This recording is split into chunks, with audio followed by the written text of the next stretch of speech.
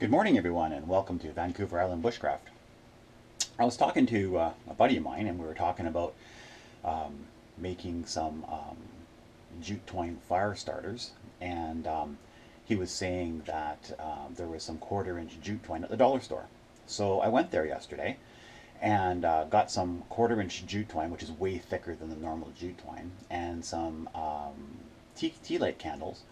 And I'm going to see if I can saturate the jute twine enough that it becomes more of a brittle product than not. By doing this, we have a lot of fire starting ability with the product. So I'm going to actually put it in the melted wax, and I'm going to leave it there for many hours. Let it totally saturate, and then take it out and see what happens. So this is what I'm doing so far. I'll show you guys. So I got this jute twine at the dollar store for $1 or so, and all of these tea light candles, again, for $1 or so. And what I've done is I've cut the jute twine into about 3-inch slices, and you can see this jute twine is a lot thicker than the normal jute twine. Of course, my phone is ringing. Hang on a second. Okay, now that phone call is done, we shall continue with our video. So, we have here the sardine can that I use as a stove, and the salmon can that I use as a stove, and I just have a tea light. I wonder if that's too hot to hold.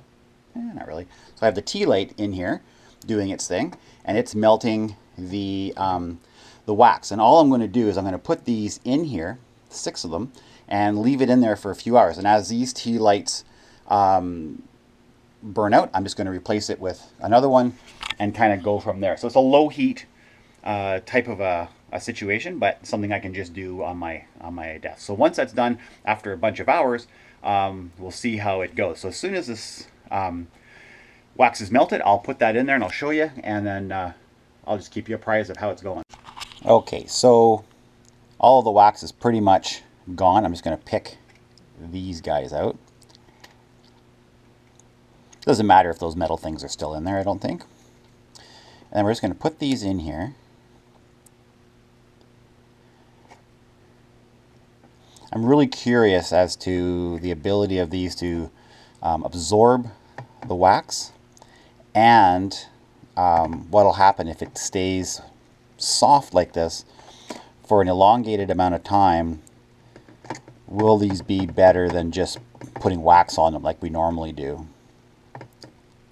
So we'll let this sit the way it is, and after 2 or 3 hours we'll take it out and let them solidify, and let's see what happens.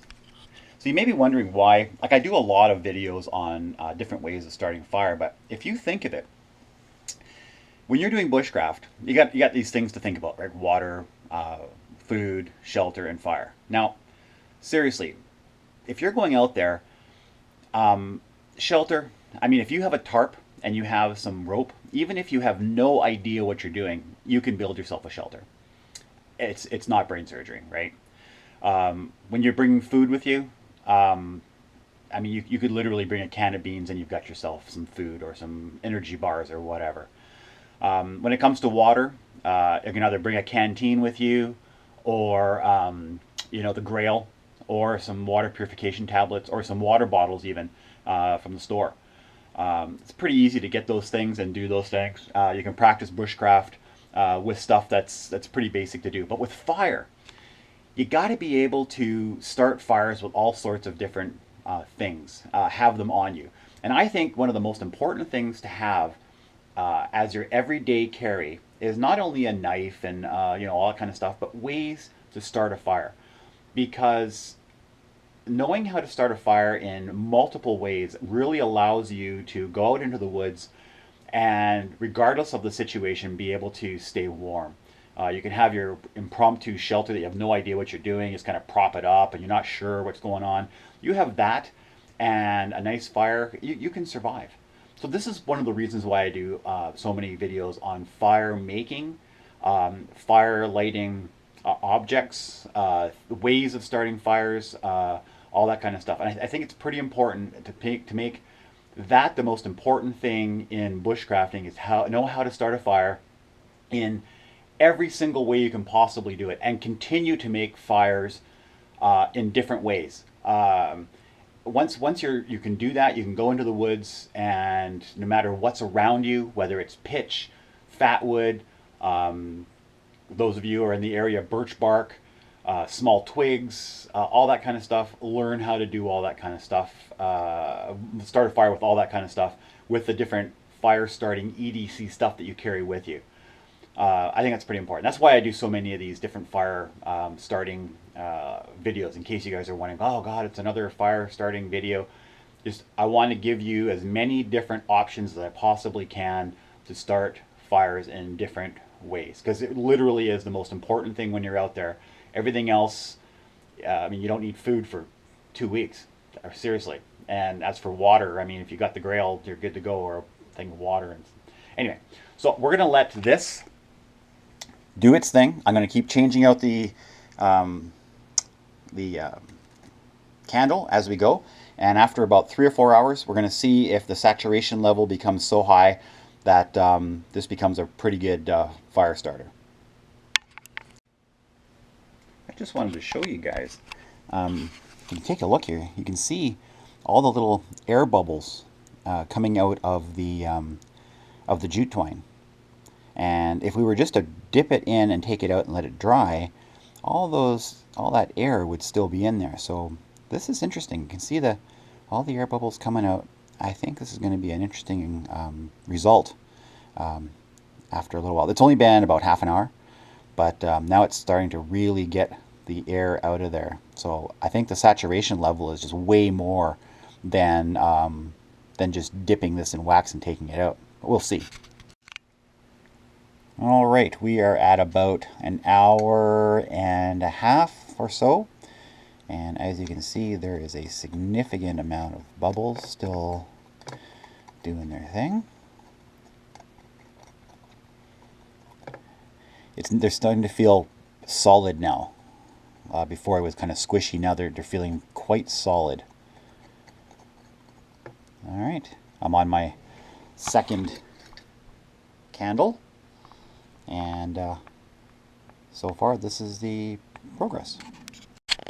All right, the jute twine has been in the wax now for about 3 hours. I think that's long enough to see if it's going to be any kind of a difference than just putting it in wax and taking it out. So this is what it looks like right now, and there's still some air, and that's probably from just like, you know how boiling water creates air all the time, but these are really solid now, like solid. So I'm just going to put them on here.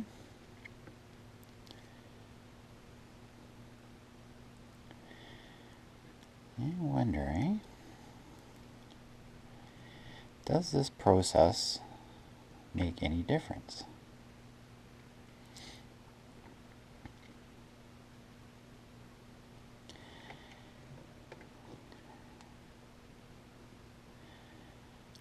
All right, can I lift this up without doing anything? Okay. All right, so we have 6 of these, and they're like almost solid. That's interesting. I'm going to let them cool down, and then see what kind of consistency we have by scraping them with a knife, cutting them with a pair of scissors, cutting them with a knife, and lighting them. And I think what I'll do is, before the wax gets hard, I'm going to cut a piece of jute twine and just put it in and take it out, so that we have a comparison as to the two different textures and abilities. So I'm going to do that right now, and then when I'm ready to do the demonstration, I'll come back to you. Oh, sorry about that. All right, they are cooled down, and I created one that was just dipped in like you would normally do it. Something I noticed that's interesting is that the ones that were in for a while are nice and dark, and this one that I just dipped is actually really light compared to these ones here. And also, this is not in any way brittle, but these ones are like all solid. So let's see what happens. Put you down right here. Okay, so let's see. I'll grab a razor blade, and first we'll do a cut test. We'll cut this one. Okay. Feels like cutting rope. And then we'll cut this one. Okay, that's really solid. And here is the inside of the one that was just dipped, and this is the inside of the one that was in there for 3 hours. And you can see this one is way more solid. This one right here is way more solid inside. That's interesting. Okay, so let's grab a knife and let's just do this. Okay, so this is definitely just, basically it's rope. That would obviously burn, but it's just spreading apart. Nothing solid. Now let's see if there's any difference with this one. Oh yeah, look at that. It's become this brittle fire thing. Now, see, this is the difference here. This one here, we just dipped for a second, and this one here is cooking for for about 3 hours, and it actually cuts. Isn't that interesting? Wow, that's really interesting. That seems to have worked really good. All right, let's light this one. These should both light pretty much instantly. We'll see what happens. Yeah, that lights pretty instantly. And that's the one we just dipped for a second. And then this one also lights instantly as well. Burns brighter though. Look at that. Oh wow. That's okay. Whoa. Wow. That really burns a lot brighter. Come on. Holy crap. Okay, so yeah. Putting this in for this is like solid. You hear that? Like that's solid. So 3 hours in the wax creates these solid tinder pieces that literally are coming apart nice and easy. I like this. This is a great idea.